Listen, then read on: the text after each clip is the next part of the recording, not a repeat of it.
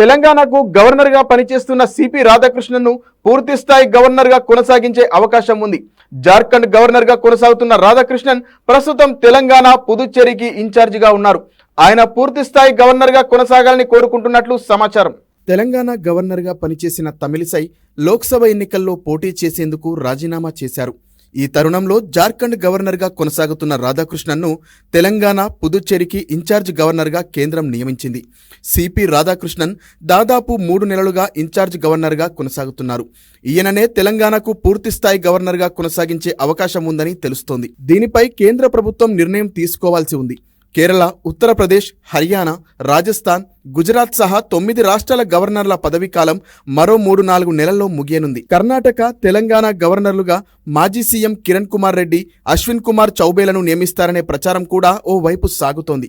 హర్యానా, మహారాష్ట్రలో అసెంబ్లీ ఎన్నికలు ముగిసిన తర్వాత లేదా అంతకన్నా ముందే గవర్నర్ల నియామకాలు చేపట్టవచ్చనే సమాచారం మనుగడలో ఉంది. ఎంపీలుగా అవకాశం దక్కని వారిని ఈ రాష్ట్రాలకు గవర్నర్లుగా నియమించే అవకాశం ఉంది. అంతకుముందు పలు రాష్ట్రాలకు తెలంగాణ నుంచి సీనియర్ నేతలు విహెచ్ విద్యాసాగర్ రావు, బండారు దత్తాత్రేయ, ఎన్ ఇంద్రసేనారెడ్డిలను గవర్నర్లుగా కేంద్రం నియమించింది. విద్యాసాగర్ రావు పదవీకాలం పూర్తి చేసుకుని స్వరాష్ట్రానికి తిరిగి రాగా మరో 2 గవర్నర్లుగా పనిచేస్తున్నారు.